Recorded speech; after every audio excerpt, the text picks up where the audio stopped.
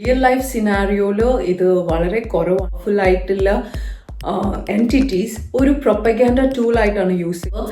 First of all നമ്മൾ ഒരു rule കൊണ്ടുവരണം എന്നുണ്ടെങ്കിൽ ലൈക്ക് മെൻസ് കമ്മീഷൻ വേണമോ വിമൻസ് കമ്മീഷൻ വേണമോ എന്നുള്ള answerable to the consequences for the actions they show on social media.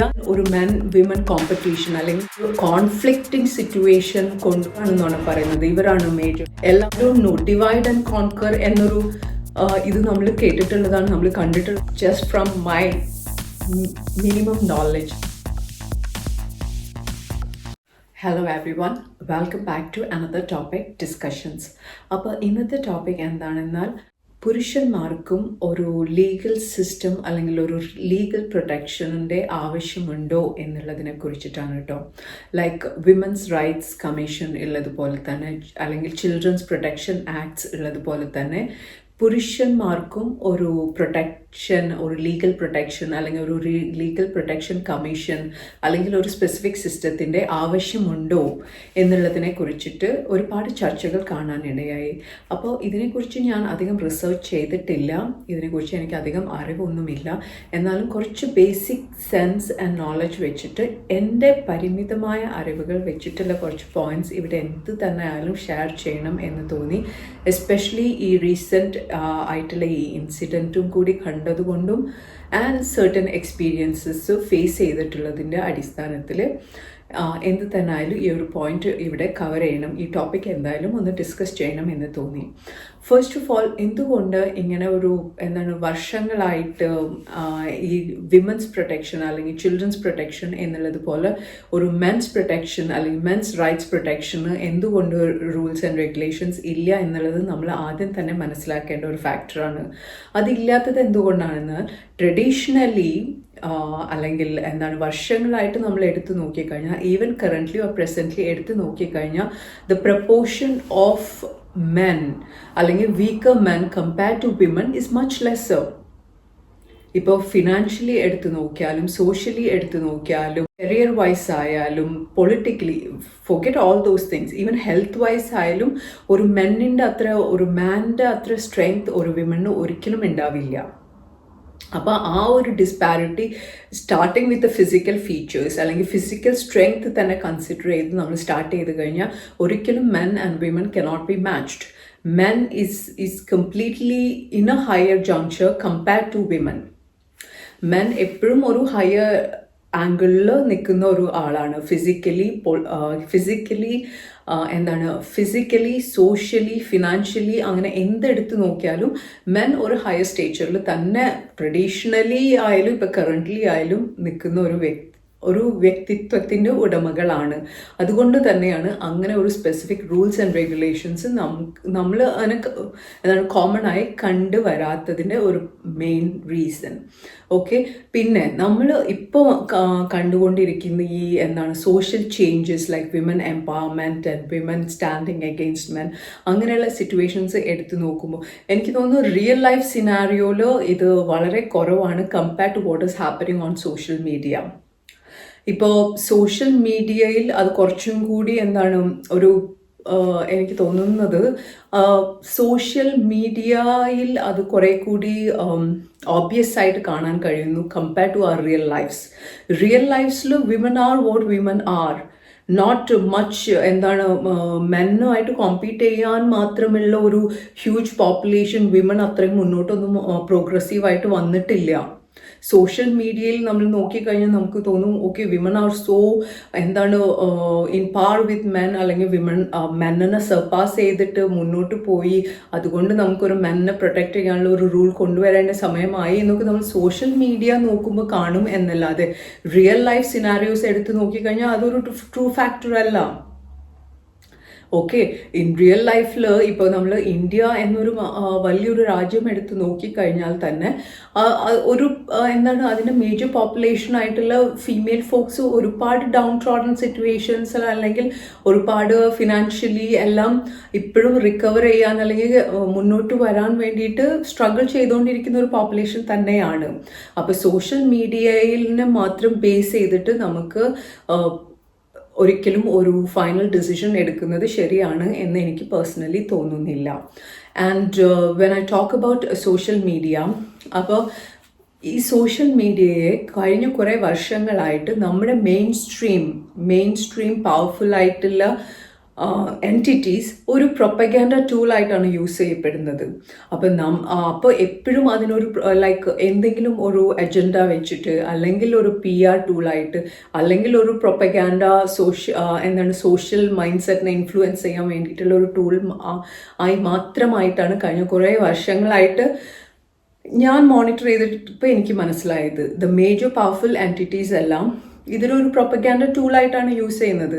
അപ്പം നമ്മൾ സോഷ്യൽ മീഡിയയ്ക്ക് അങ്ങനെ ഒരു പവർ കൊടുക്കുമ്പോൾ ഇങ്ങനെ ഒരു കോൺസിക്വൻസസ് വരിക എന്നത് സ്വാഭാവികം മാത്രം. ഇപ്പം ഈ വ്യക്തി അതിനും ഒരു പ്രൊപ്പഗാൻഡ ടൂളായിട്ടാണ് യൂസ് ചെയ്തത്. അല്ല, ഈ സ്ത്രീ എന്ന് പറയുന്ന ആളുടെ ഫോളോവേഴ്സിനെ കൂട്ടാൻ വേണ്ടിയിട്ടുള്ള ഒരു ടൂളായിട്ട് സോഷ്യൽ മീഡിയയെ യൂസ് ചെയ്തു. അതിൽ ഒരു ഒരു ആൺ വന്നിട്ട് അതിലൊരു വിക്ടിമായി, കോൺസിക്വൻസ് ആയിട്ട് വിക്ടിം ആക്കപ്പെട്ടു. അതാണ് ഇവിടെ സംഭവിച്ച കാര്യം. അപ്പോൾ ഫസ്റ്റ് ഓഫ് ഓൾ നമ്മൾ ഒരു റൂൾ കൊണ്ടുവരണം എന്നുണ്ടെങ്കിൽ അത് സോഷ്യൽ മീഡിയയെ എങ്ങനെ കൺട്രോൾ ചെയ്യാം, ആൻഡ് സോഷ്യൽ മീഡിയനെ എങ്ങനെ റിയാലിറ്റിയുമായിട്ട് കണക്ട് ചെയ്യാം എന്നുള്ളതിനെ കുറിച്ചിട്ടാണ് ഒരു റൂൾ കൊണ്ടുവരേണ്ടത്. അല്ലാതെ സോഷ്യൽ മീഡിയ ഒരു പ്രൊപ്പഗാൻഡ ടൂൾ, അല്ലെങ്കിൽ ഒരു അജണ്ട എക്സിക്യൂട്ട് ചെയ്യാനുള്ള ഒരു ടൂൾ, അല്ലെങ്കിൽ ഒരു PR ടൂൾ മാത്രമായി ഉപയോഗിച്ച് റിയാലിറ്റീന് വേറെയാണ് ആൻഡ് സോഷ്യൽ മീഡിയ വേറെ ആയിട്ടാണ് ഇപ്പോൾ കറൻ്റ്ലി സഞ്ചരിച്ചുകൊണ്ടിരിക്കുന്നത്. It has become just propaganda tool അല്ലെങ്കിൽ ഒരു PR ടൂൾ. എന്തെങ്കിലും ഒരു പ്രൊപ്പഗാൻഡ വെച്ചിട്ട് മാത്രമാണ് ഇപ്പോൾ ആളുകൾ സോഷ്യൽ മീഡിയയെ യൂസ് ചെയ്യുന്നത്. അല്ലാതെ അതിന് റിയാലിറ്റിയുമായിട്ട് very very far from the reality of what is actually happening in our lives, or what is actually happening around us. അപ്പോൾ ദയവ് ചെയ്തിട്ട് ഇപ്പോൾ ഒരു റൂൾ ചാലഞ്ച് അല്ലെങ്കിൽ നിങ്ങൾക്കൊരു റൂൾ റെനോവേഷൻ കൊണ്ടുവരണം എന്നുണ്ടെങ്കിൽ അത് കൊണ്ടുവരേണ്ടത് സോഷ്യൽ മീഡിയയ്ക്കാണ്. സോഷ്യൽ മീഡിയയെ എങ്ങനെ റിയാലിറ്റിയുമായിട്ട് കണക്ട് ചെയ്തിട്ട് മുന്നോട്ട് കൊണ്ടുപോകാം എന്നുള്ളതിനെ കുറിച്ചിട്ടാണ് നമുക്ക് റൂൾസ് ആൻഡ് റെഗുലേഷൻസ് വരേണ്ടത്. ലൈക്ക് മെൻസ് കമ്മീഷൻ വേണമോ വിമൻസ് കമ്മീഷൻ വേണമോ എന്നുള്ള ഒരു ചർച്ചയായിട്ട് ഈ ഒരു ഇൻസിഡൻറ്റിനെ കൊണ്ടുപോകാതെ ഇതിനൊരു ഫാക്ച്വൽ ആയിട്ട് കൺസിഡർ ചെയ്തിട്ട് സോഷ്യൽ മീഡിയ കൺട്രോൾ അല്ലെങ്കിൽ സോഷ്യൽ മീഡിയനെ യൂസ് ചെയ്യുന്നവരെയും ആൻസറബിൾ ആക്കുക. അവരുടെ ആക്ഷൻസിന് കോൺസിക്വൻസസിന് they need to be answerable to the consequences for the actions they show on social media എന്നൊരു റൂൾസ് സ്ട്രിക്ട്ലി കൊണ്ടുവന്നാൽ മാത്രമാണ് ഇങ്ങനെയുള്ള ഇൻസിഡൻസ് ഫ്യൂച്ചറിൽ അവോയ്ഡ് ചെയ്യാൻ പറ്റുള്ളൂ എന്നാണ് എൻ്റെ ഒരു അഭിപ്രായം. I don't know how much of it is feasible. പക്ഷേ ഇപ്പോൾ എല്ലാവരും സോഷ്യൽ മീഡിയനെ ഒരു ടൂളായിട്ട് ഉപയോഗിച്ച് ഇപ്പോൾ ഇവരും അതാണല്ലോ ചെയ്തത്. ഇവർക്ക് ഫോളോവേഴ്സ് ഫാമിങ്ങിന് വേണ്ടിയിട്ട് അവർ സോഷ്യൽ മീഡിയ യൂസ് ചെയ്തു. ബട്ട് അതിൻ്റെ കോൺസിക്വൻസസ് കംപ്ലീറ്റ്ലി ഡിഫറെൻ്റ് ആയി പോയി എന്ന് മാത്രം, from what ever we can understand. അപ്പോൾ ഇനിയെങ്കിലും പവർഫുൾ എൻറ്റിറ്റീസ് ആയാലും നോർമൽ ആളുകളായാലും സോഷ്യൽ മീഡിയ യൂസ് ചെയ്യുമ്പോൾ കുറച്ചും കൂടി അക്കൗണ്ടബിൾ ആയിട്ട് യൂസ് ചെയ്യുക. ഇനി അഥവാ അതിനെ ഒരു ടൂളായി മാത്രം കൺസിഡർ ചെയ്യുകയാണെങ്കിൽ പിന്നെ അതിനത്ര സീരിയസ്നെസ് കൊടുക്കാൻ പാടില്ല, അല്ലേ? ഇപ്പം നമ്മൾ സോഷ്യൽ മീഡിയയെ വെറും ഒരു പ്രൊപ്പഗാൻഡ ടൂളോ ആയിട്ടോ അല്ലെങ്കിൽ ഒരു അജണ്ട എക്സിക്യൂട്ട് ചെയ്യാനായിട്ടോ PR മാത്രമായിട്ട് ഉപയോഗിക്കുന്ന ഒരു ടൂളാണെങ്കിൽ അതിന് അത്രയും ഇമ്പോർട്ടൻസേ കൊടുക്കാൻ പാടുള്ളൂ. അതിനൊരു ലൈഫ് ചേഞ്ചിങ് ടൂളായിട്ട് കൺസിഡർ ചെയ്യാൻ പാടില്ല.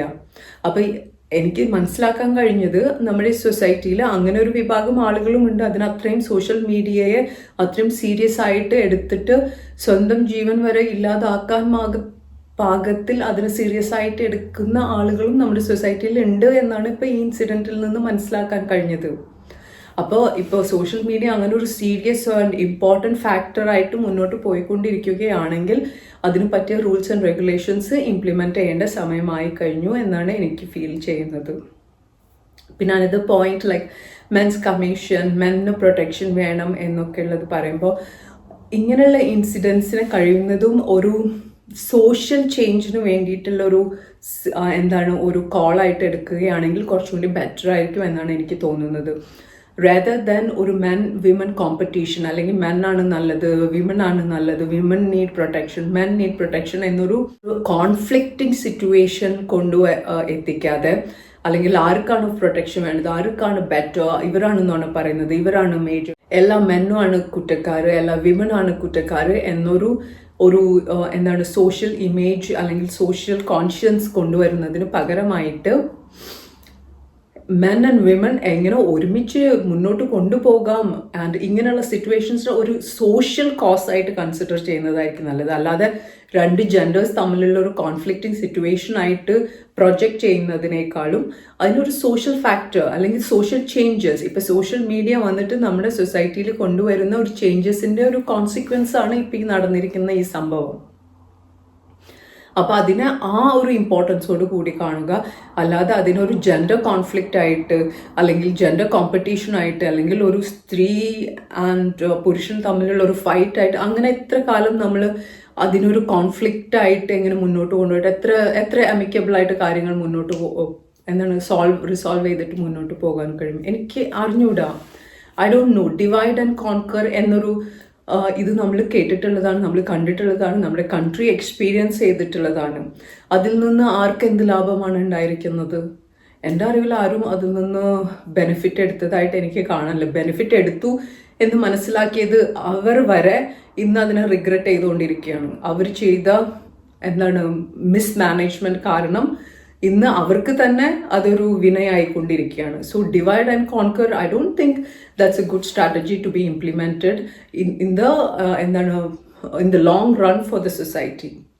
അപ്പോൾ ഒരു സ്ത്രീനെയും പുരുഷനെയും തമ്മിൽ തല്ലിച്ചിട്ട് ഒരു സൊസൈറ്റിക്ക് മുന്നോട്ട് പോകാൻ, ഒരു ഹെൽത്തി ആയിട്ട് മുന്നോട്ട് പോകാൻ കഴിയുമെന്ന് എനിക്ക് ഒരിക്കലും തോന്നുന്നില്ല.